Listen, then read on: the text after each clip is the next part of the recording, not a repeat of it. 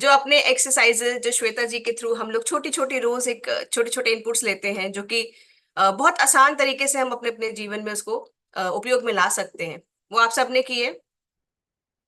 आप सबने किए। ओके, फायदा लग रहा है। तो कल कपड़ा किस किसने निचोड़ा? किस किसने किया ऐसे से? किया। Very good. Very good. चलिए ठीक है। तो आज भी हमारे सेशन में एक ऐसे गेस्ट हैं जिनको मुझे लगता है, स्पेशली अगर मैं बात करूं महिलाओं की, तो उनके लिए बहुत फायदेमंद रहेगा उनको सुनना।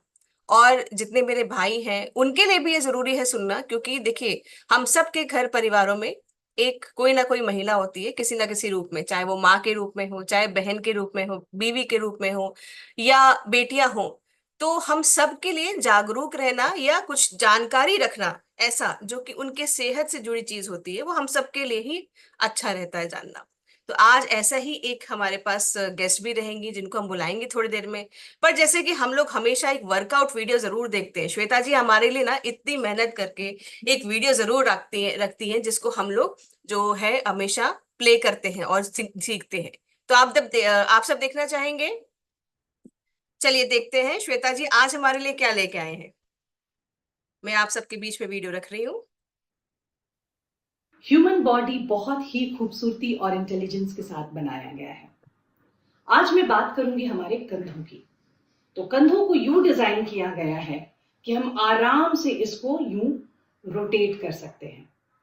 पर हमारे रोजमर्रा की जिंदगी में जो भी हम काम कर रहे हो, ऑफिस का हो, घर का हो, पढ़ाई का काम हो, हमारे हाथों का पोजीशन यूं रहता है और over the period of time हमारे कंधों का रोटेशन नहीं होता, जिससे फ्रोजन शोल्डर की या अपर बैक में जकड़न की अकड़न की शिकायत होने लगती है। तो एक बहुत ही इंटरेस्टिंग और प्यारा एक्सरसाइज है जो मैं मेरे बच्चों के साथ करती हूं, वो मैं आप लोगों के साथ शेयर करूंगी। एक खाली बॉटल ले लीजिए और अपने एक हाथ से दूसरे हाथ में उस बॉटल को यूं पकड़ाते जाइए। That's it.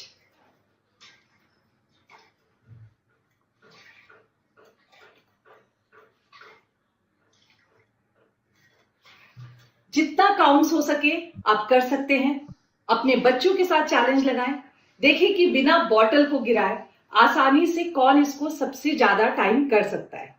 तो इसमें मजा भी आता है और साथ ही साथ आपका जो फ्रोजन शोल्डर है, जो अपर बैक का अकड़न है, वो भी दूर होता है। तो 100 डेज सेल्फ लव चैलेंज में इसको ट्राई कीजिए और मुझे बताइए आपको कैसा लगा। Human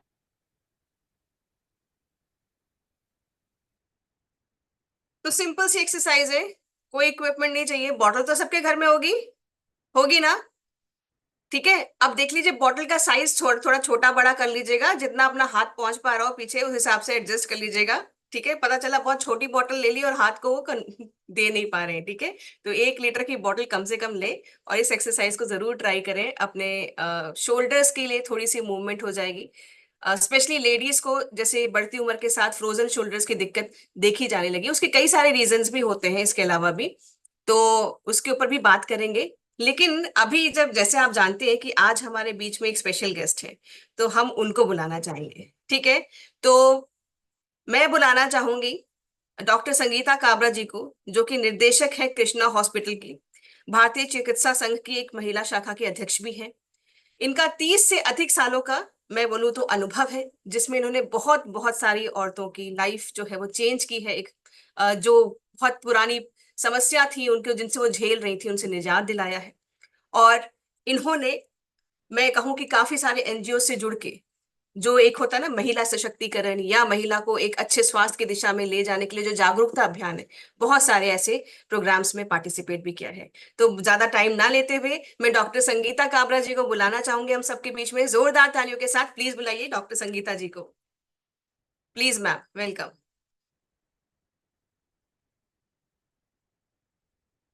thank you.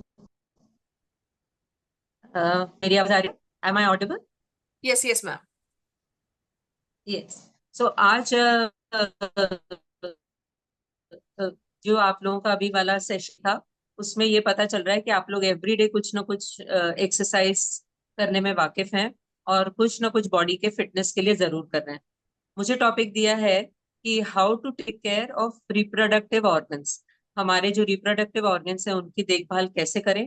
सेकंड है मेनोपॉज का टॉपिक। और थर्ड, 1 मिनट में हम ये देखेंगे कि ब्रेस्ट एग्जामिनेशन कैसे करना है to check out cancer at a very early age. तो तीनों में से सबसे पहला टॉपिक है how to take care of the reproductive organs. Reproductive organs में हमारे लिए सबसे महत्वपूर्ण है यूट्रस और ओवरीज। ओवरीज हमारे शरीर में हर महीने एक ओवा प्रोड्यूस करता है, जिसको अगर वो फर्टिलाइज होता है तो वो एक प्रेगनेंसी के फॉर्म में यूट्रस में डेवलप होता है। यूट्रस वो जगह है जहां पे वो अंडे को 9 महीने के लिए जगह मिलती है to grow into a full form baby.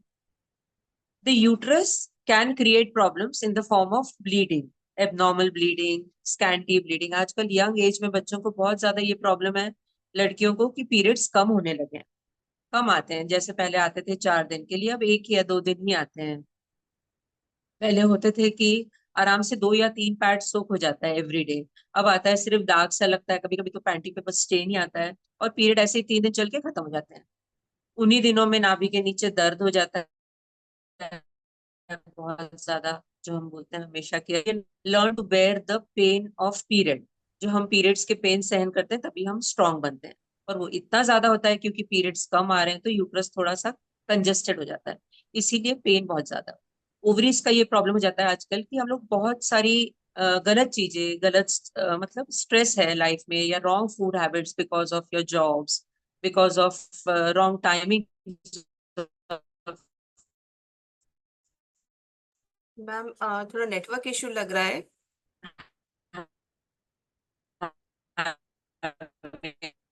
Sorry to interrupt you ma'am, थोड़ा सा नेटवर्क इशू लग रहा है।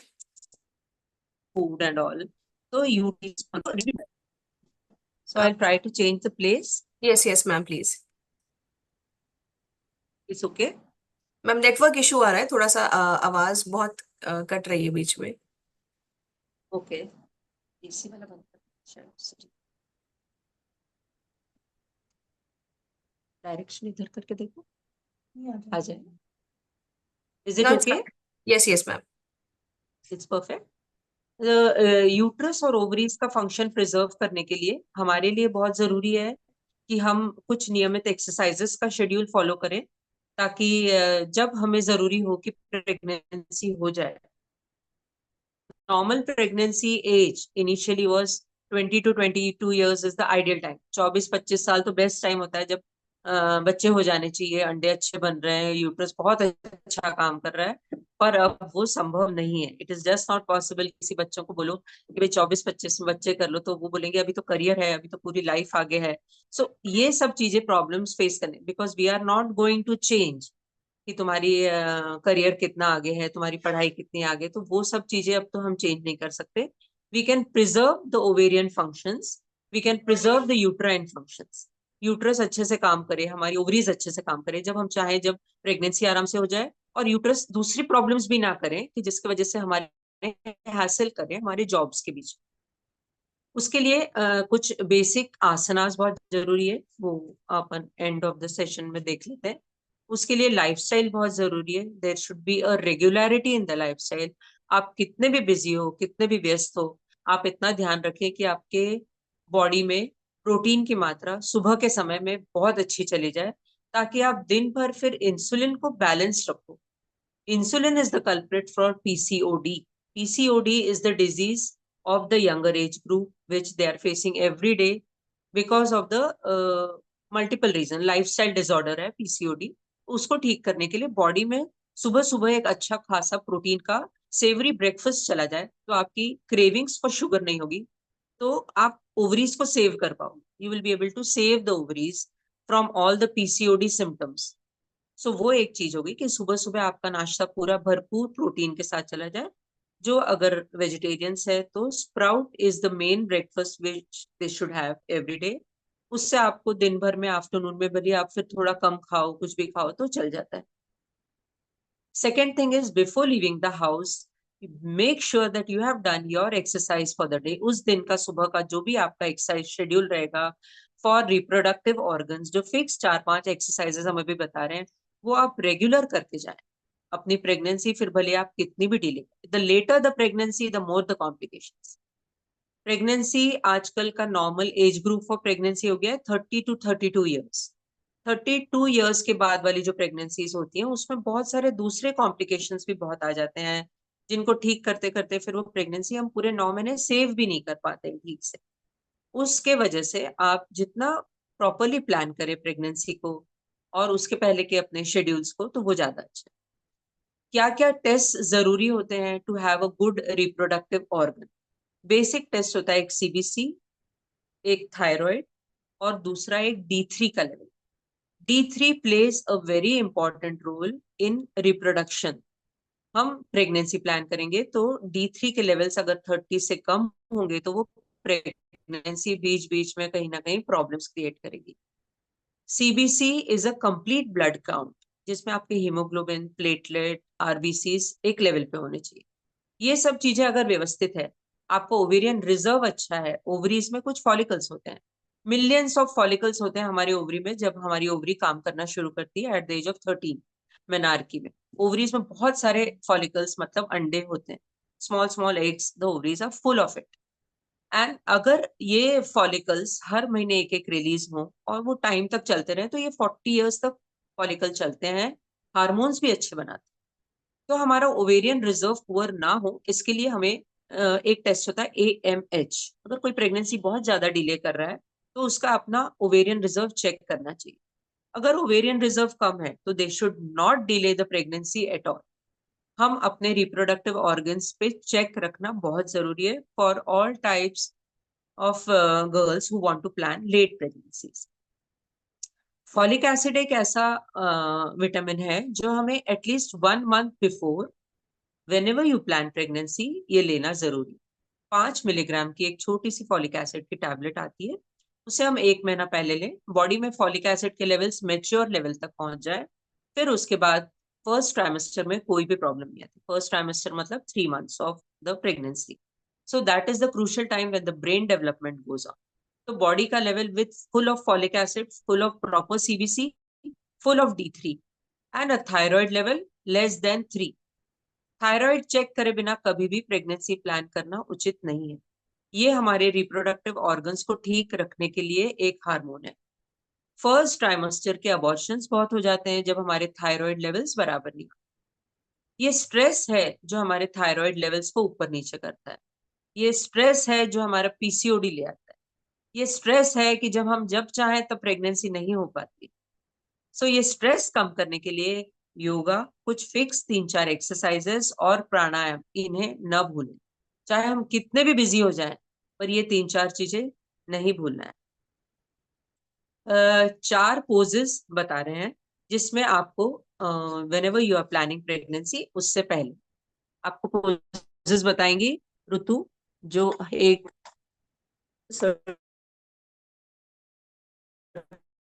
certified yoga instructor hai. She teaches people who want to reduce ovarian cysts, PCOD and other things.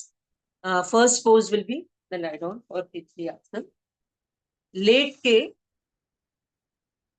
एड़ियों को एकदम पास लाके अपने पास करना, जैसे हम बटरफ्लाई पोज के लिए रेडी होते हैं। उसके बाद लेटना है, इनको जितना पास है एंड देन लाई डाउन। ये पोज, ये स्ट्रेच कर रहा है पेल्विस को। पेल्विस जितना खींचेगा, जितना स्ट्रेच होगा, ओवेरियन और यूटेराइन लिगामेंट्स बहुत ज्यादा अच्छे से ब्लड फ्लो लेंगे बॉडी में। उसके वजह से ये पोज सबसे इंपॉर्टेंट है। लाइंग डाउन तितली पोज, ये पोज आप सुबह भी करें, लेटे जब करें, जब सो जाए तब भी एक बार कर सकते हैं। To have a easy blood flow it is important, to have a easy pregnancy also it is very important. Second pose is मार्जारी आसन, cat camel pose.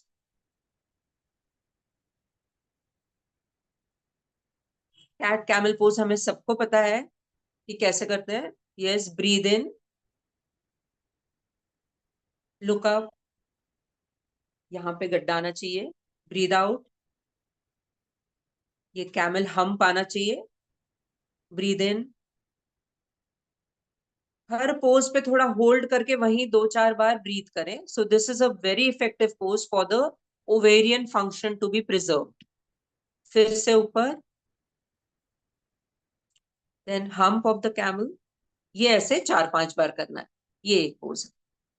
Third is bhujangasana.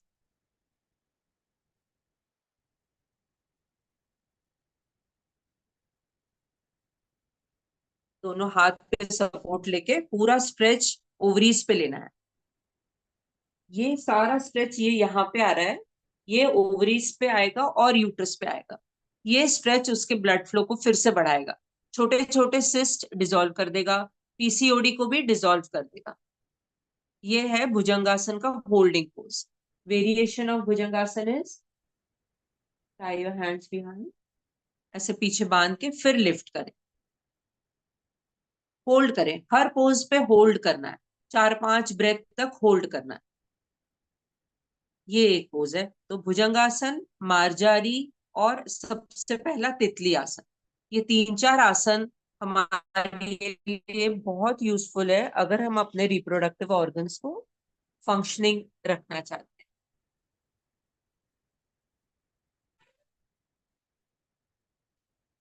Second हमारा आज का टॉपिक है menopause. We are now shifting from reproductive organs care to menopause.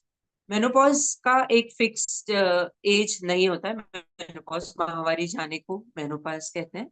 Menopause का समय होता है 45 to 55 ईयर्स।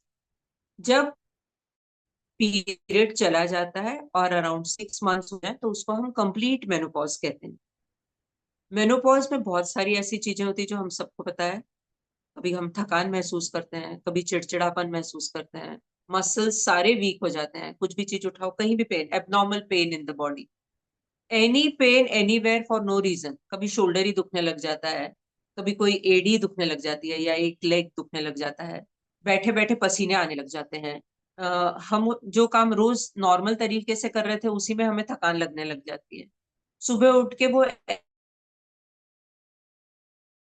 एनर्जी नहीं रहती है कि जिससे हम शेड्यूल से करते थे वैसे कर सके। हमारे शरीर के दोनों हार्मोन्स धीरे धीरे कम हो रहे हैं, ओवरीज श्रिंक हो रही है, उसकी वजह से मेनोपॉज हो रहा है। ये ईस्ट्रोजन और प्रोजेस्टेरॉन जो हमारे बॉडी को इतने दिन तक एनर्जेटिक रखते थे वो अब धीरे धीरे बॉडी में कम हो रहा है। तो हमारी बॉडी इसको फेस कर रही है, तो धीरे धीरे इसको स्ट्रॉन्ग बनाने के लिए हमारी बॉडी यूज टू हो जाएगी। थोड़े दिन तो बहुत पसीने आएंगे, अजीब सा सबको लग रही है ठंड, हमें लग रही है गर्मी, पसीने दिखने लग जाते हैं यहाँ। सब कहेंगे क्या टेंशन है, कोई टेंशन नहीं।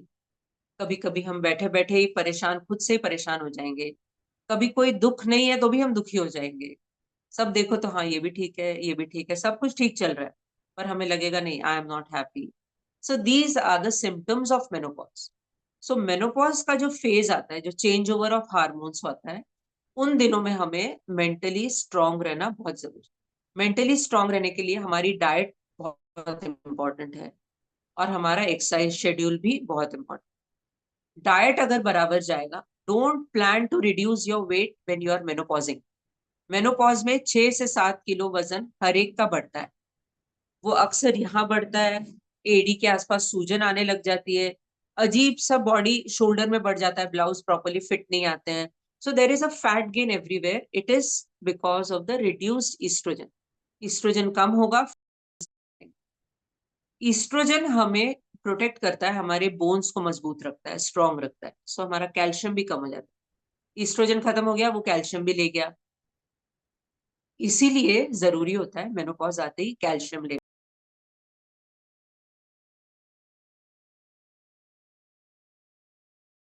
लेना बहुत जरूरी है।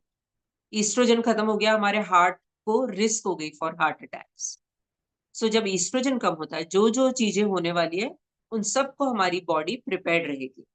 सो हमें क्या क्या करना चाहिए कि मेनोपॉज आते ही हमें अपने आप को स्टेबल रखना है। Walking is one of the best exercises for menopause. Brisk walking होनी चाहिए, बातें करते करते वाला टहलना नहीं। सांस फूल जाए अगर हम बात करने लगे, ऐसा वाला ब्रिस्क वॉकिंग जरूरी है हमारे लिए। कम से कम 15 to 20 minutes of brisk walking, then a slow walk of 5 minutes. वो ब्रिस्क वॉकिंग से हमारे जो ये बोनी पेन्स या बोन जो पोरस हो जाते हैं, सारे बोन्स वीक हो जाते हैं, ये सब बोन्स वॉकिंग से स्ट्रॉन्ग बन जाते हैं। blood flow towards the bone increases, blood flow towards the muscle increases, ये सब ब्लड फ्लो से हमारा स्ट्रेंथ बढ़ता है। अक्सर हम डाइट चेंजेस करने लग जाते हैं कि वेट बढ़ रहा है, हम ये भी बंद कर देते हैं, वो भी बंद कर देते हैं, खाने पीने में बहुत सारे चेंजेस ले आते हैं, जो सब गलत है, जो हमें और हाइपोग्लाइसेमिक करके और चिड़चिड़ा बनाता है।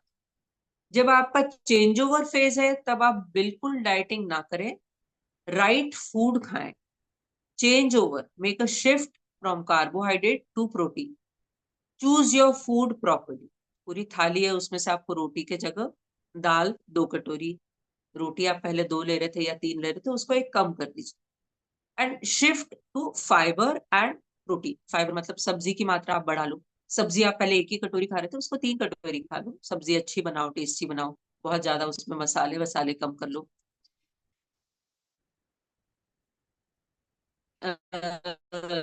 एंड प्रोटीन जब आप फुल खाओगे तो आपको कभी शाम तक चिड़चिड़ापन नहीं लगेगा। Protein is a women's best friend. तो आप ये सीखें कि प्रोटीन क्या है हमारे डाइट। सब लेग्यूम, सब दालें, सब स्प्राउट, सारा घर का पनीर, ये सब प्रोटीन है। ये सब प्रोटीन की मात्रा अगर हम बढ़ाते हैं, छाछ is a very good protein. Vaginal infections जो हो जाते हैं मेनोपॉज में, बहुत ज्यादा इचिंग होती रहती है बिकॉज ऑफ ईस्ट्रोजन। ईस्ट्रोजन अपने साथ बहुत चीजें ले गया है। इतने दिन हमें जो बहुत आराम दिया है ईस्ट्रोजन ने, वो बहुत चीजें ले। वाइट डिस्चार्ज होना, रेगुलर इचिंग होना, ये सब चीजें प्रोबायोटिक से ठीक होती है। सो छाछ is a very good probiotic. तो whenever हमें ऐसा लगता मैम आवाज कट हो रही है, नॉर्मल नेटवर्क है, इशू। तो बीमारी वाला है तो वो प्रोटेक्ट, तो इम्पोर्टेंट। अब ठीक है? Still is it okay? थोड़ा सा मैम। मुश्किल है? ओके। मैम अभी भी थोड़ा सा बैंडविड्थ लो आ रहा है। उस तरफ direction.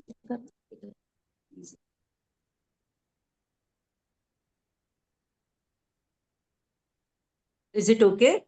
Yes ma'am. Is it fine?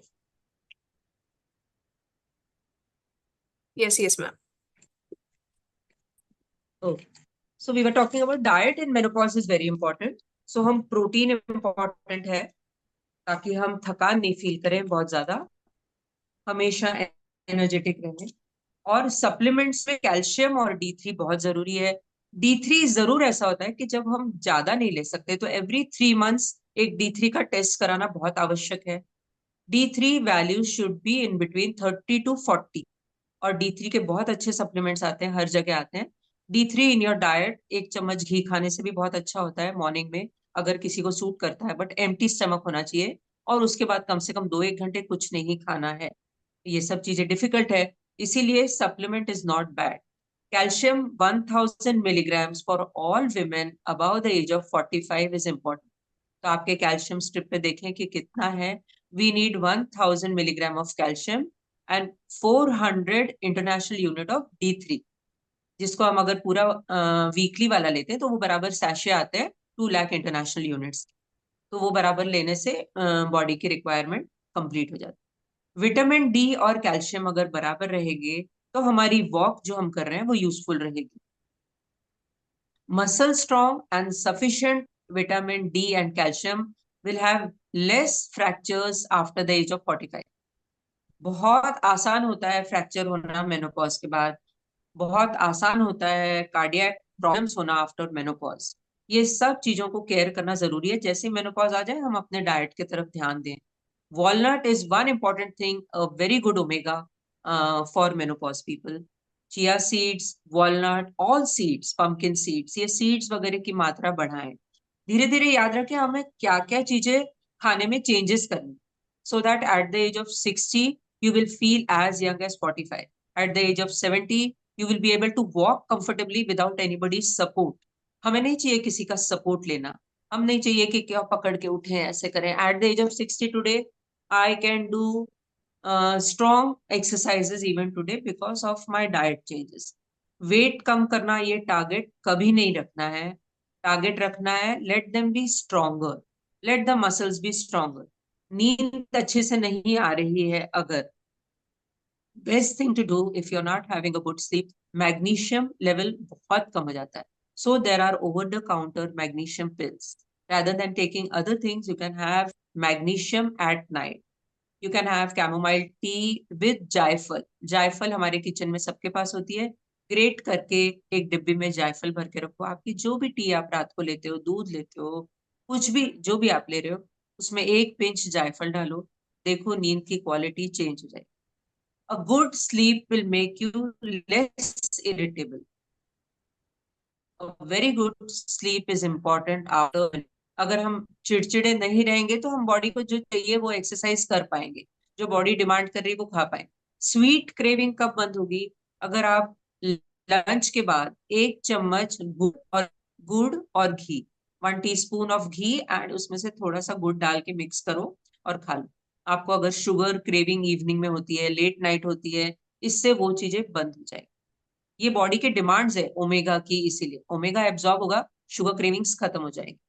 A very good level of omega in the body will help you a nice sleep, zero craving, and a strength of you to do everything whichever you things you want to do.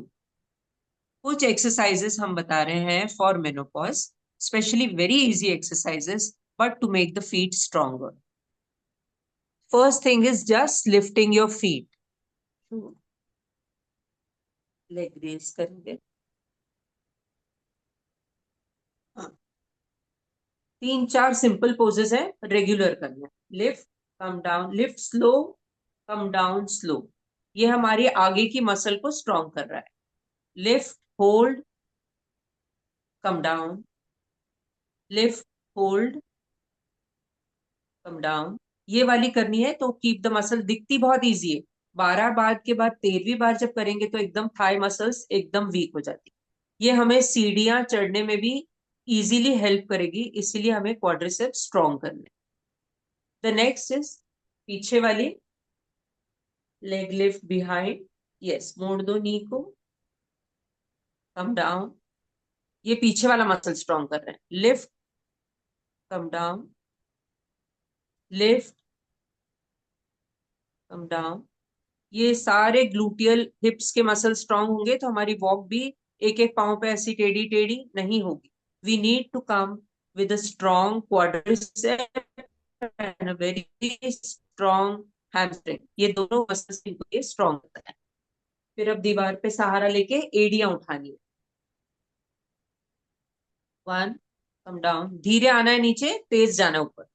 ये सब legs strong होने के बाद हमारे legs का pen कम हो जाएगा, walking will be very easy for us. Come down. ये हील रेजेस है, 10-12 बार करना है। देख बहुत इजी रहे बट बहुत स्ट्रॉन्ग बनाएंगे आपके लेग्स को भी। कम डाउन, फिर से।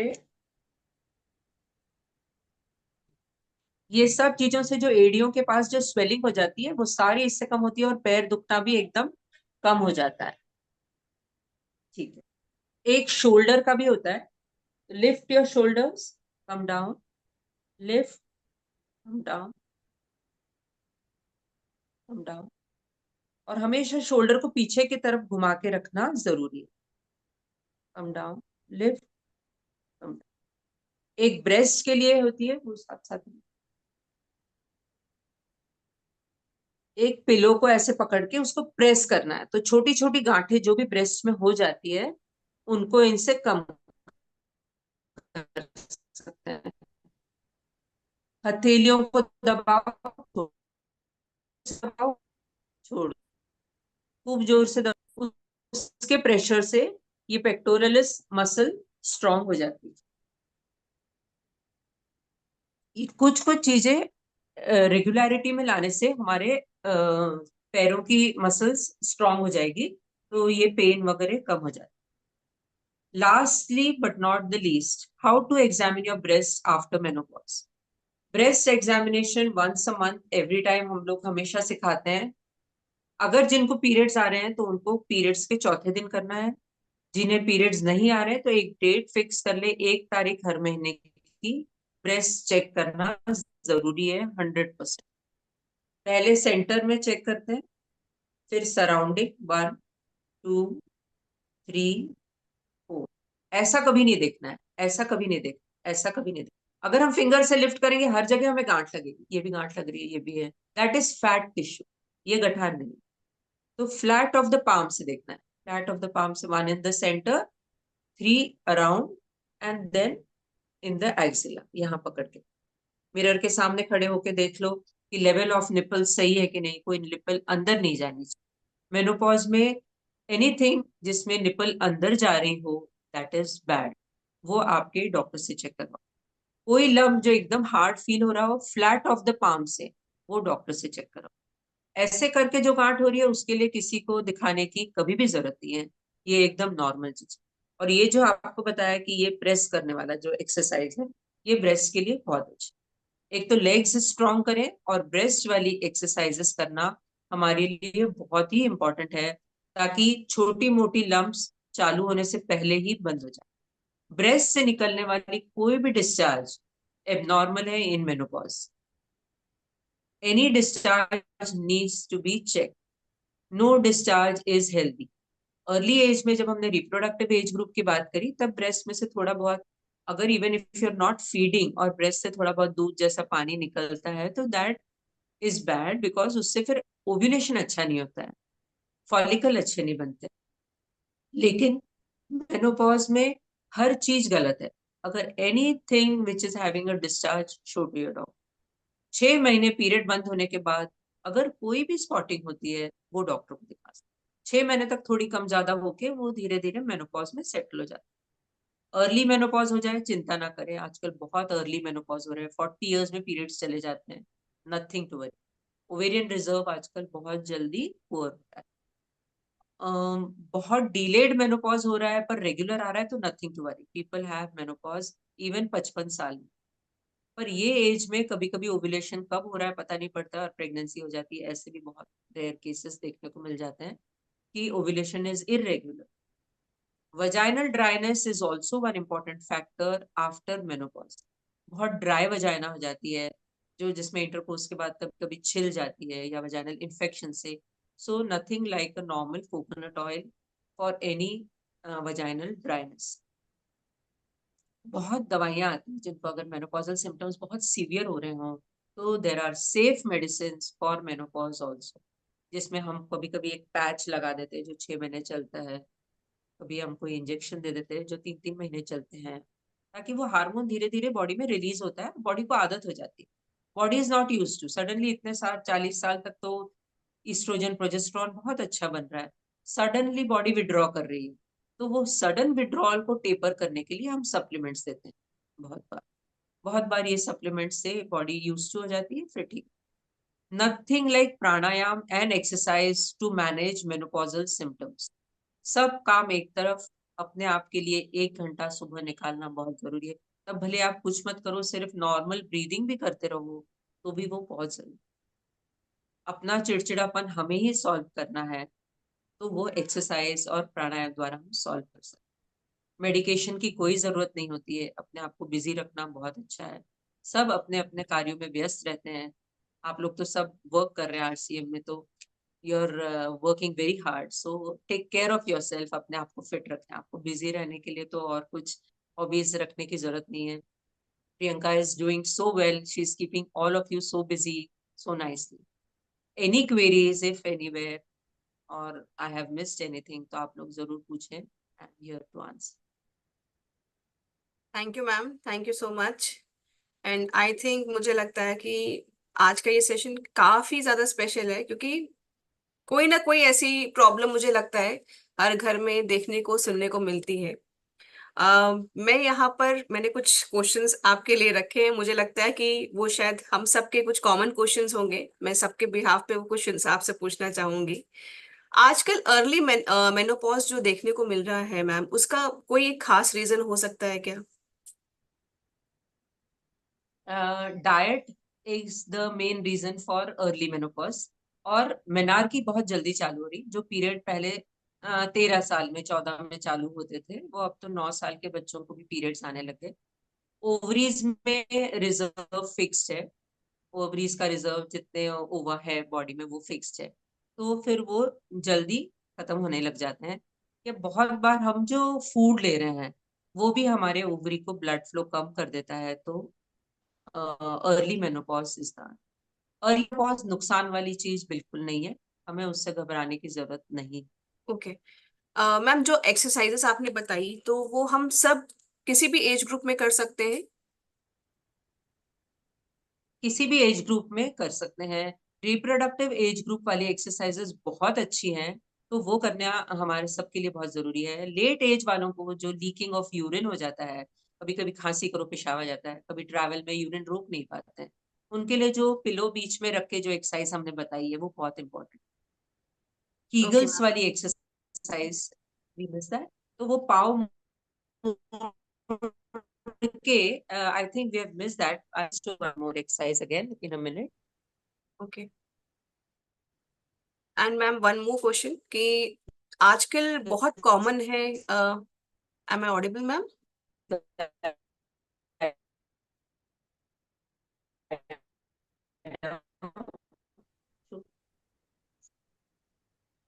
नहीं है to hold everything, so that exercise is important. Bridge pose होता है, सीधा लेट के हिप्स उठाएं और थाइस के बीच में एक पिलो को प्रेस रख के उठाएं, थाइस के बीच में ऐसा एक पिलो रख के फिर उसको लिफ्ट करें। So that gives a strength to the muscles जो हमारे पेशाब को रोकते हैं।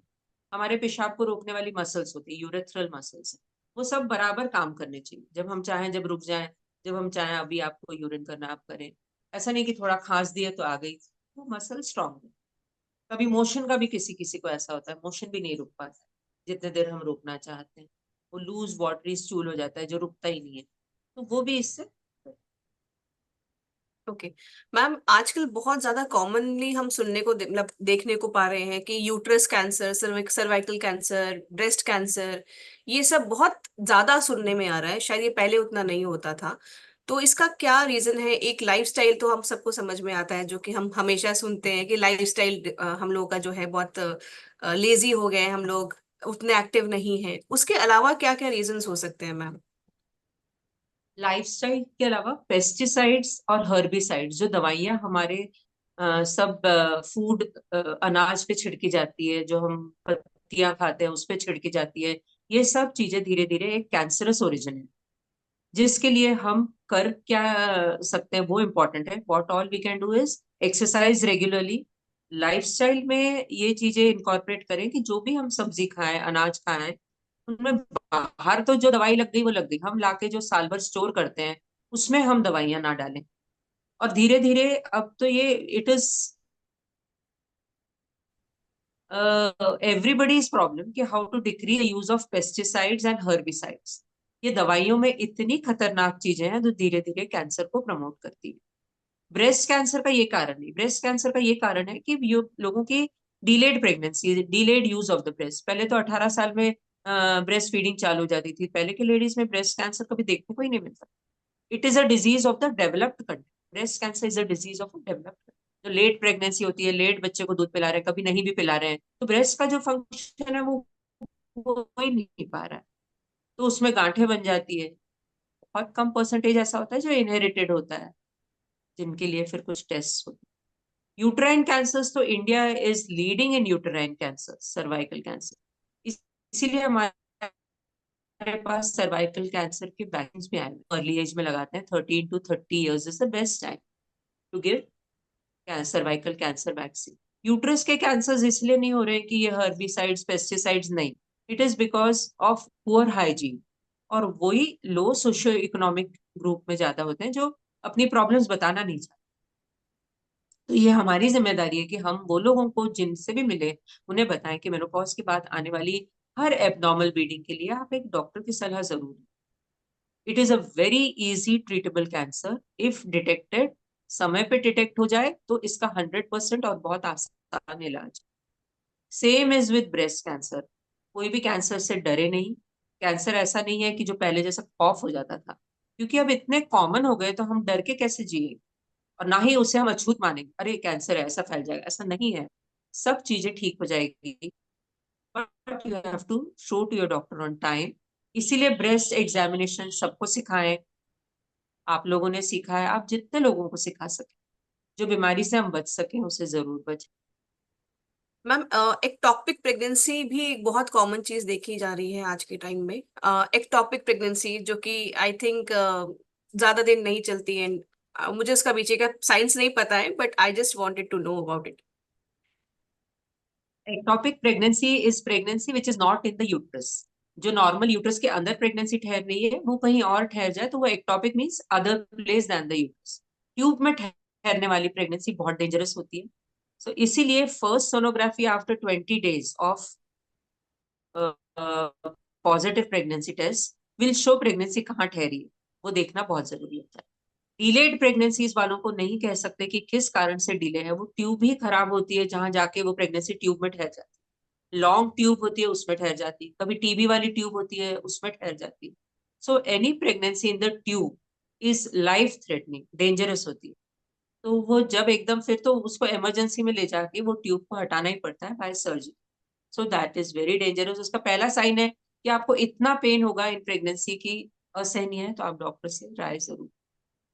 Okay ma'am. And last question एक और मैम, थायराइड जैसे आपने बताया कि एक हमारा हार्मोन है जो कि रिप्रोडक्टिव ऑर्गन्स की प्रॉपर फंक्शनिंग के लिए एक मेन ऑर्गन जो है रिस्पॉन्सिबल होता है, तो उसको हमें ठीक रखना चाहिए। जो मान लीजिए किसी को थायराइड की प्रॉब्लम है, डायग्नोस हुई है, तो what is the like diet, कैसे हम लोग को ख्याल रखना चाहिए? एक्सरसाइजेस तो चलिए हमें समझ में आता है कि गले के कुछ योगा आसन हैं, एक्सरसाइजेस हैं, वो हम कर सकते हैं। बट व्हाट डाइट में हमें क्या क्या प्रिकॉशंस लेने चाहिए? डाइट में बाहर का फूड बिल्कुल अवॉइड करना चाहिए। जिनको भी थायराइड है, सब चीज की एक ही मर्ज है कि fast food are bad. Whatever food is in your kitchen is never bad for anything. तो जितना हम उनसे बच सके वो ठीक है। Thyroid is also because of stress. Thyroid is also because of wrong sleeping habits. Thyroid is also because of not doing anything, just taking stress. वो लोगों को भी थायराइड होता है। Thyroid has become very common. पहले तो हमको भी थायराइड की जांच ही ना करा, कभी नहीं करा था। अब हर प्रेगनेंसी में पहला जांच होता है थायराइड। बिकॉज थायराइड जैसे ज्यादा होता है, फर्स्ट 3 months की प्रेगनेंसी के लॉसेस हो जाते हैं। First trimester loss is majorly because of thyroid. So taking a medicine is not wrong because it is just a supplement. वो बीमारी नहीं कहलाएगी, वो चीज की कमी है जो हम पूरी कर। उज्जयी प्राणायाम बहुत अच्छा है पर करना टफ है, और रेगुलरली करना बहुत टफ। उज्जयी प्राणायाम को बहुत अच्छे से सीखना पड़ता है। सब आप लोग रोज सीख रहे हैं, वो एक प्राणायाम है जो बहुत इफेक्टिव है। Thank you so much ma'am, thank you. मुझे लगता है कि मैंने काफी साथियों के क्वेश्चंस जो कॉमन हो सकते हैं स्पेशली हम लेडीज के लिए, तो वो मैंने आज यहाँ पूछे। और डेफिनेटली आप सबको जवाब मिले होंगे। एक बार आप प्लीज जो है चैट बॉक्स में मैम को बता सकते हैं कि कितना अच्छा आपको आज का सेशन लगा। बहुत कितनी महत्वपूर्ण जानकारी है। मुझे लगता है कि हम लेडीज अपने सेहत को लेके थोड़ा सा लापरवाह हो जाते हैं, परिवार की हर एक चीज को प्रायोरिटी देते हैं और अपने आप को ही सबसे शायद लास्ट में रख देते हैं। और जैसे कि मैम ने ये कहा ना आज कि प्रोटीन हम लोगों की डाइट के लिए बहुत ज्यादा जरूरी है, तो सुबह का जो मेन भोजन होना चाहिए वो अपना प्रोटीन रिच होना चाहिए। और थोड़ा सा ध्यान देंगे आज से। एक चीज तो जरूर ठान लेंगे कि भाई प्रोटीन रिच डाइट नाश्ते में सबसे पहले हम लोग खाएंगे खाएंगे, वादा करते हैं आज सब, है ना? चलिए, और बाहर बाकी तो हम लोग को पता है कि हम लोग घर का ही खाना खाना पसंद करते हैं। और बाकी सब कुछ हमारी जो प्रोटीन रिच डाइट है वो अपने आरसी में भी अवेलेबल है, तो हम वो भी ले सकते हैं, ऑप्ट कर सकते हैं। तो thank you so much ma'am. मुझे लगता है कि पूरे यहाँ जितने हमारे लोग बैठे हैं, सदस्य बैठे हैं, मेरे भाई और बहन बैठे हैं, उन सबके बिहाफ में मैं आप सबको आपको धन्यवाद देना चाहती हूँ आज आने के लिए और इतनी महत्वपूर्ण जानकारी हम सबके साथ साझा करने के लिए। धन्यवाद सो मच मैम। तो साथियों कार्यक्रम को आगे थैंक यू। बढ़ाते हैं। Thank you ma'am. और मैं उम्मीद करती हूँ कि जो आज छोटी छोटी जानकारी मैम ने दी है उनको हम सब फॉलो करेंगे। जो छोटे छोटे एक्सरसाइजेस आज मैम ने बताए हैं, मुझे लगता है हर एक एज ग्रुप के हिसाब से एक लेडी होने के नाते वो हम सब उसको घर में ट्राई कर सकते हैं। अगर हम ऐसी ही कुछ प्रॉब्लम्स को फेस कर रहे हैं या हमें लग रहा है, देखिए हम खुद अपनी बॉडी को सबसे पहले जानते हैं। हम वो चीज महसूस करते हैं पर नजरअंदाज करते हैं। तो अगर आपको घर में लगता है, अपने अंदर महसूस होता है कि नहीं ये प्रॉब्लम आ रही है, तो आप वो चीजों को थोड़ा सा हम अपने बॉडी में उनको जब महसूस कर रहे हैं तो थोड़ा सा एक्टिव हो जाएं, जागरूक हो जाएं, और उनसे जुड़ी हुई जो मेन चीजें हैं, चाहे वो डाइट हो गई, एक्सरसाइज हो गई, या डॉक्टर से कंसल्टेशन हो गई, वो हम सब कर सकते हैं। ठीक है। तो साथियों आगे बढ़ते हैं। जैसे कि प्रोग्राम में हम लोग हर बार एक प्रोडक्ट को लेके जरूर सुनते हैं, और आज भी एक ऐसा ही प्रोडक्ट है जो कि आज के टॉपिक से भी रिलेटेड है। तो मैं आप सबके बीच में आज का प्रोडक्ट जो हूँ शेयर कर रही हूँ, उसकी वीडियो ध्यान से सुनेंगे और देखेंगे। जय आरसीएम, जय किशोर। मेरा नाम है प्रणाली अमेटा। आज हम हमारे कुछ खास कैटेगरी के प्रोडक्ट्स के बारे में जानकारी लेंगे। तो आज जो हम कैटेगरी डिस्कस करने जा रहे हैं वो है हमारी हाइजीन कैटेगरी। माहवारी की बात करते हैं, मेंस्ट्रुअल साइकिल की जब हम बात करते हैं, तो महिलाओं के अंदर हाइजीन को मेंटेन करना कितना ज्यादा जरूरी है, ये हमारे रेगुलर सेशन में आप रोज सुनते आ रहे हो। और उसके लिए सैनिटरी नैपकिन आपकी साथ देता है। आपका सैनिटरी नैपकिन हेल्दी होना, सही स्ट्रक्चर में होना बहुत ही ज्यादा जरूरी होता है, ताकि आप आपके हाइजीन को सही तरीके से मेंटेन करो आपके माहवारी के टाइम के दौरान। तो इसी चीज को कैटर करने के लिए हमारे पास सैनिटरी नैपकिन की एक बहुत ही अच्छी रेंज है। आज जो हम प्रोडक्ट डिस्कस करने जा रहे हैं वो है हमारा ultra premium and safe and long. तो ये जो दोनों प्रोडक्ट है ये बहुत ही बेहतरीन प्रोडक्ट है आपके माहवारी के दौरान आपकी हाइजीन को मेंटेन करने के लिए। इस दोनों प्रोडक्ट के अंदर आपको 7 लेयर प्रोटेक्शन मिलता है। इस सैनिटरी नैपकिन के अंदर आपको 7 लेयर मिलती है। जो पहली परत है, जो पहली लेयर है, वो जो टॉप शीट है वो कॉटन से बनी हुई है, तो आपको कॉटन ही टॉप शीट मिलती है। लेयर 2 जो है इसके अंदर आपको एक एनायन चिप मिलती है जो आपको बहुत ही अच्छे लेवल पे एंटीबैक्टीरियल प्रॉपर्टी देती है। तीसरी जो लेयर है इसको एयरलेड टिश्यू लेयर कहा जाता है। चौथी जो लेयर है ये आपको सुपर एब्सॉर्बेंट प्रॉपर्टी देती है। आपके हेवी फ्लो को सही तरीके से एब्सॉर्ब करने के लिए ये आपकी चौथी लेयर आपको मदद करती है। इसी के साथ साथ हमारी जो पांचवी लेयर है वो breathable leak proof bottom layer है, ताकि आपको बिल्कुल पसीना और चिपचिपा महसूस ना हो, इसके लिए आपको ये मदद करती है। इसके साथ आती है लेयर 6 जो आपको अधेसिव ग्लू रिलीज पेपर के साथ आती है, जिसकी मदद से आप सही तरीके से आपके पैंटी के ऊपर सैनिटरी नैपकिन को सही तरीके से प्लेस कर सकते हो। और लास्ट जो 7वीं लेयर आती है जिसको बैक फिल्म रिलीज पेपर कहा जाता है, जिसकी मदद से आप आपके सैनिटरी नैपकिन को सही तरीके से प्लेस कर सकते हो बिना हिले, ताकि आपको कोई भी अनकॉन्शियसनेस या डिस्कम्फर्ट वहां पे ना हो। तो ये हमारा जो किशोर का safe and long and ultra premium sanitary napkin है, ये आपको 2 साइज में मिलता है। अल्ट्रा प्रीमियम की बात करूं तो उसकी साइज है एक्सेल, और सेफ एंड लॉन्ग की बात करूं तो उसकी साइज है डबल एक्सेस। दोनों प्रोडक्ट में आपको 6 पैड्स मिलते हैं, 6 पैड मिलते हैं, जो आप आपके माहवारी के दौरान मेंस्ट्रुअल साइकिल के टाइम पे इस्तेमाल कर सकते हो। आपको ये जरूर ध्यान देना है कि आपके सैनिटरी नैपकिन आपको हर 4 से 5 घंटे के बाद चेंज करना है, और जब भी आप सैनिटरी नैपकिन को चेंज करो तो आपके इंटीमेट एरिया को इंटीमेट वॉश से वॉश करना मत भूलिए। तो हमारे ऐसे बेहतरीन प्रोडक्ट की जानकारी हम आपको रोजाना दे रहे हैं। तो मैं आशा करती हूँ ये सारी जानकारी और हमारे प्रोडक्ट आप साथियों के साथ, आपके दोस्तों के साथ शेयर कर रहे हो।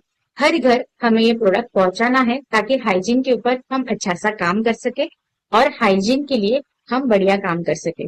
तो हाइजीन एक हमारे जीवन का हिस्सा हमें बनाना है और हमारे सेहत को हेल्दी बनाना है। ये जो प्रोडक्ट है इसके बहुत सारे फीडबैक आ चुके हैं, तो ये फीडबैक, अनुभव और ये प्रोडक्ट हर घर आप पहुंचाओगे, ये मेरी सभी से रिक्वेस्ट होगी। Till the time, thank you so much. जय आरसीएम, जय किशोर।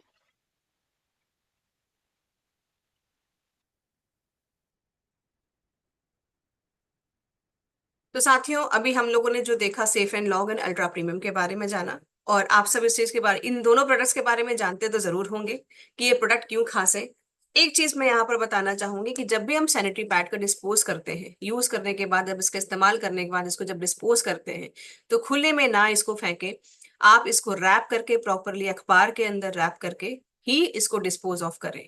क्योंकि खुले में अगर हम इसको डिस्पोज ऑफ करते हैं, पहले तो बीमारियां ही बहुत ज्यादा आती हैं, मच्छर वगैरह या गंदे बैक्टीरिया अट्रैक्ट होते हैं। तो हमें एक अच्छे नागरिक होने के नाते हमें इन सारी छोटी छोटी बातों का ख्याल भी रखना चाहिए। ठीक है। और साथ ही साथ आपको इंटीमेट वॉश का रोज इस्तेमाल करना चाहिए, ताकि कोई भी बीमारी आपके आसपास ना फटके, है ना। चलिए, तो साथियों, आज का सेशन आप सबको अच्छा लगा? अच्छा लगा? सीखा, बहुत कुछ सीखा? मैं बोलूंगी स्पेशली हम लेडीज ने तो बहुत कुछ सीखा, है ना। अपने हेल्थ को प्रायोरिटी देंगे, ये वादा करिए। और चाहे वो छोटे छोटे ही चीज आप अपने जीवन में बदलाव लाइए, हर दिन के रूटीन में थोड़ा थोड़ा बदलाव हम लोग लाएंगे, ताकि हम खुद को, इस शरीर को जो है, जब तक है स्वस्थ तरीके से हम रहें, और इसकी पूरी कोशिश हम कर सकते हैं। तो छोटे छोटे बदलाव आज से ही स्टार्ट करें। तो आज का सेशन कैसा लगा, मैं ये एक दो लोगों से सुनना चाहूंगी, फिर सेशन को हम क्लोज करते हैं।